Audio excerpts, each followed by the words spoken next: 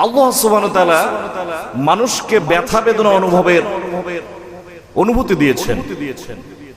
এই ব্যথা পরিমাপেও একক আমাদের কঠিন বস্তু, এই বস্তুটার একটা ওজন আছে, ঠিক কিনা বলেন? এই পানি পরিমাপের একক হলো লিটার। তেমনি করে যে কোনো কঠিন পদার্থ পরিমাপের একক হচ্ছে কেজি বা কিলোগ্রাম। আধুনিক বিজ্ঞান গবেষণা করে জানিয়েছেন ঠিক তেমনি করে মানুষের ব্যথা বেদনা পরিমাপের একক হচ্ছে ডেলোরিমেট্রিক, এবং এই ব্যথা পরিমাপক যন্ত্রের নাম ডেলোরিমিটার। বলেন সুবহানাল্লাহ। বন্ধুরা আমার, আধুনিক বিজ্ঞান গবেষণা করে বলেন একজন ক্ষমতাবান শক্তিশালী যুবক একজন মানুষ সর্বোচ্চ 45 ইউনিট পর্যন্ত ব্যথা বেদনা সহ্য করতে পারে। কিন্তু একজন গর্ভবতী মা যখন তার বাচ্চা প্রসব হয়, চিকিৎসা বিজ্ঞান গবেষণা করে দেখেছেন ওই মায়ের একটি বাচ্চা প্রসব করতে 57 ইউনিটেরও বেশি ব্যথা বেদনা তাকে সহ্য করতে হয়। সুবহানাল্লাহ। এক নয়, দুই নয়, 20টি হাড় একটি মানব দেহ থেকে ভেঙে নিলে যে পরিমাণ কষ্ট, তার চেয়েও বেশি কষ্ট সহ্য করে যেই মা আমাদেরকে দুনিয়ায় প্রসব করলেন, ওই মা অনেকের দুনিয়া থেকে চলে গেছে, ঠিক কিনা? মাহবুবুল আলম হযরত মাওলানা মুহাম্মদ মাহবুবুল আলম, প্রিন্সিপাল আল মারকাজুত তারবিয়া রাজশাহী, প্রিন্সিপাল আল মারকাজুত তারবিয়া রাজশাহী, খতিব নওদাপাড়া জামে মসজিদ। আমি হযরতকে তিনার মূল্যবান চাকরির উপস্থাপন করার জন্য সবিনয় অনুরোধ করছি। আসসালামু আলাইকুম ওয়া রাহমাতুল্লাহি ওয়া বারাকাতুহু। আলহামদুলিল্লাহ আলহামদুলিল্লাহি নাহমাদুহু ওয়া নাস্তাঈনুহু ওয়া নাস্তাগফিরুহু ওয়া নু'মিনু বিহি ওয়া নাতাওয়াক্কালু আলাইহি ওয়া নাউযু বিল্লাহি মিন শুরুরি আনফুসিনা ওয়া মিন সাইয়্যাতি আ'মালিনা। من يهده الله فلا مضل له ومن يضلله فلا تجد له وليا مرشدا. ونشهد أن لا إله إلا الله ونشهد أن سيدنا إمامنا قدوتنا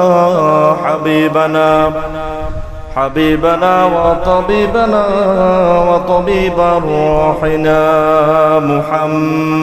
محمد الذي أرسله بالحق بشيرا ونذيرا وداعيا إلى الله بإذنه وسراجا منيرا. فقد قال الله تعالى في كلامه المجيد والفرقانه الحميد. সকলে জবান খুলে পড়ুন أعوذ بالله من الشيطان الرجيم. بسم الله الرحمن الرحيم. وبنينا فوقكم سبعا شدادا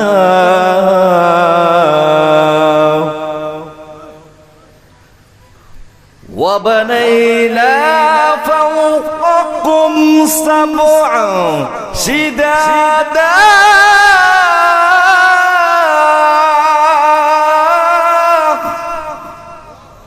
وبنينا فوقكم سبعا شدادا সাদাকতা ইয়া রাব্বানা। কার ভরসায় আছো রে মন, কিসের করো আশা?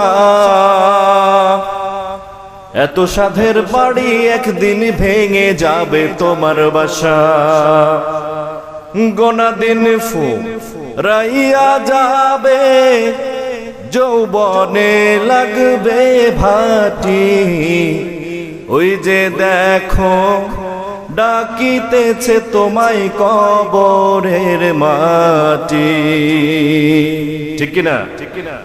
আল্লাহ সুবহানাহু ওয়া তাআলা মানুষকে ব্যথা বেদনা অনুভবের অনুভূতি দিয়েছেন। এই ব্যথা পরিমাপেও একক আমাদের কঠিন বস্তু, এই বস্তুটার একটা ওজন আছে। ঠিক কিনা বলেন? এই পানি পরিমাপের একক হলো লিটার। তেমনি করে যে কোনো কঠিন পদার্থ পরিমাপের একক হচ্ছে কেজি বা কিলোগ্রাম। আধুনিক বিজ্ঞান গবেষণা করে জানিয়েছেন ঠিক তেমনি করে মানুষের ব্যথা বেদনা পরিমাপের একক হচ্ছে ডেলোরিমেট্রিক, এবং এই ব্যথা পরিমাপক যন্ত্রের নাম ডেলোরিমিটার। বলেন সুবহানাল্লাহ। বন্ধুরা আমার, আধুনিক বিজ্ঞান গবেষণা করে বলেন একজন ক্ষমতাবান শক্তিশালী যুবক একজন মানুষ সর্বোচ্চ 45 ইউনিট পর্যন্ত ব্যথা বেদনা সহ্য করতে পারে। কিন্তু একজন গর্ভবতী মা যখন তার বাচ্চা প্রসব হয়, চিকিৎসা বিজ্ঞান গবেষণা করে দেখেছেন ওই মায়ের একটি বাচ্চা প্রসব করতে 57 ইউনিটেরও বেশি ব্যথা বেদনা তাকে সহ্য করতে হয়। সুবহানাল্লাহ। এক নয়, দুই নয়, 20টি হাড় একটি মানব দেহ থেকে ভেঙে নিলে যে পরিমাণ কষ্ট, তার চেয়েও বেশি কষ্ট সহ্য করে যেই মা আমাদেরকে দুনিয়ায় প্রসব করলেন, ওই মা অনেকের দুনিয়া থেকে চলে গেছে। ঠিক কিনা? ইমাম গাজ্জালী রাহমাতুল্লাহ আলাইহি বলেন, আল্লাহ রাসূলের একটা হাদিস বলে তিনি বলেন, রিবাতু ইয়াউমিন ফি সাবিলিল্লাহ খায়রুম মিনাদ দুনিয়া ওয়া মা আলাইহা, রাওয়াহুল বুখারী। আল্লাহ রাসূল বলেছেন কোরআন কারীমের জন্য, কোরআন শিখবার জন্য আল্লাহর কোন বান্দা বান্দি যদি সামান্য একটু সময় ব্যয় করে, এই সময়টা মহান রব্বুল আলামিনের কাছে 7 আকাশ 7 জমিনের চেয়েও অনেক বেশি দামি হয়ে যায়। চিৎকার দিয়ে বলেন সুবহানাল্লাহ। ইমাম গাজ্জালী বলেন রাসূলের এই হাদিস অনুযায়ী যদি কোন আল্লাহর বান্দা বান্দি কোরআন শোনার জন্য মজমায় এসে বসে পড়ে আর একটু নিয়াত করতে পারে, আগামী কাল থেকে আজকের এই জালসা থেকে যে আলোচনা তাফসীর থেকে যে শিক্ষা গ্রহণ করলাম, আগামীতে আমি আমার জীবনে তা বাস্তবায়ন করব। ইমাম গাজ্জালী বলেন তাহলে ওই বান্দা বান্দির নিকট আত্মীয় বংশীয় রক্তীয় আব্বা আম্মা সহ 40 জন ব্যক্তির আগামী 40 দিন কবরের সমস্ত সগীরা গুনাহগুলো আল্লাহ মাফ করে দেন কোরআনের বরকতে। আল্লাহু আকবার বলেন। সম্মানিত হাজিরিন, আল্লাহ তাআলা এরপরে বললেন, হে দুনিয়ার মানুষ, তোমাদের প্রতি এমন একজন রাসূল আমি প্রেরণ করেছি যিনি শুধু একজন মানুষ নয়। ওয়া মা আরসালনাকা ইল্লা রাহমাতাল লিল আলামিন। আল্লাহু আকবার। আমি আল্লাহ যেমন রব্বিল আলামিন, জগৎ সমূহের প্রতিপালক, তেমনি আমার নবীও হলেন জগৎ সমূহের নবী এবং রহমত। সুবহানাল্লাহ। মন আমার কাঁদে রে, প্রাণ আমার কাঁদে রে, যেতে সোনার মদিনা, যে মদিনা ধন্য হলো পে তব ঠিকানা, পে নবীর ঠিকানা সাল্লাল্লাহু আলাইহি ওয়াসাল্লাম। প্রাণের ভাইয়েরা আমার, আল্লাহ সুবহানাহু ওয়া তাআলা কেমন রহমত আর কেমন বরকতপূর্ণ নবী আমাদেরকে পাঠিয়েছেন। কোরআন কারীম বলছেন ইযা বু'থিরা মা ফিল কুবুর,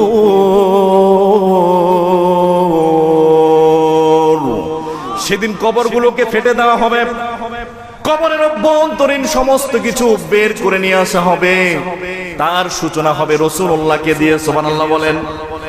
হাসরের মাঠটা যেদিন কায়েম হয়ে যাবে, আমার আপনার কলিজার টুকরা নবীকে সর্বপ্রথম আল্লাহ তাআলা কবর থেকে উঠাবেন।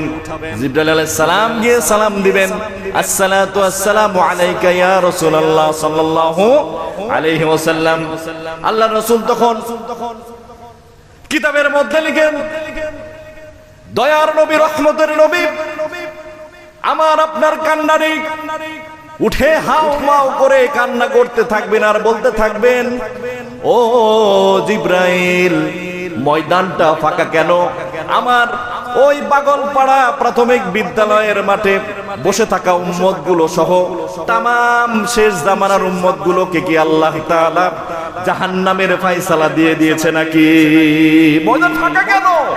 আমি রাসূল যাব না, আল্লাহ তাআলার সামনে দাঁড়াতে আমি চাই না, আমার সমস্ত উম্মতকে না জানি এখন ইতিমধ্যেই জাহান্নামে দিয়ে দেওয়া হয়েছে। আল্লাহু আকবার বলে।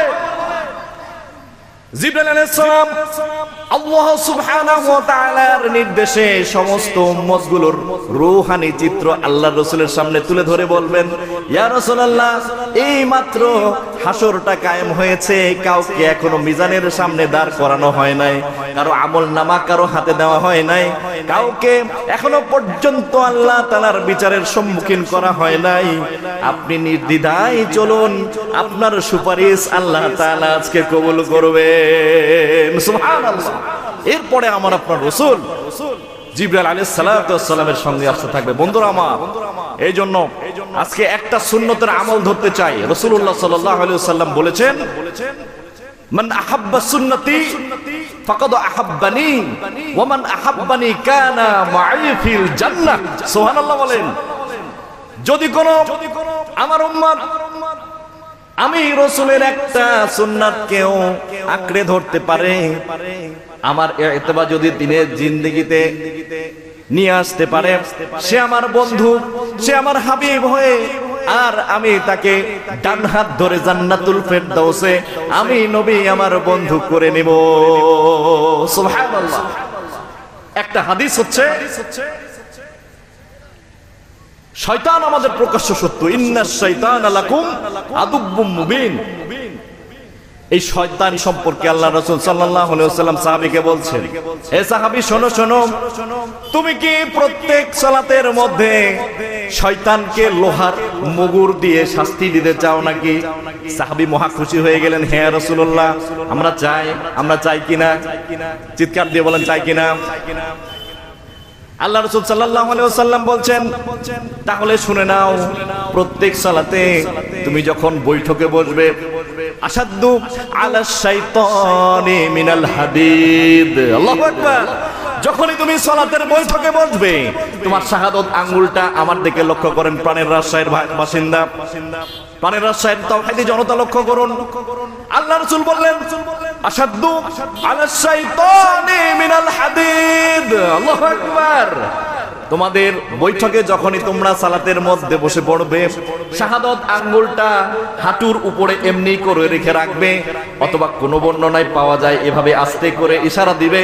তাহলে আল্লাহর রাসূল বলছেন, হাদিদ মানে লোহা, আশাদ্দু আলাশ শাইতানি মিনাল হাদিদ, বড় একটা লোহার মুগুর দিয়ে শয়তানরে বাড়ি দিলে যেমন কষ্ট পায়, ওই তোমার আঙ্গুলটা উঠিয়ে রাখলে শয়তানকে তেমন ভাবে শাস্তি দেওয়া হয়।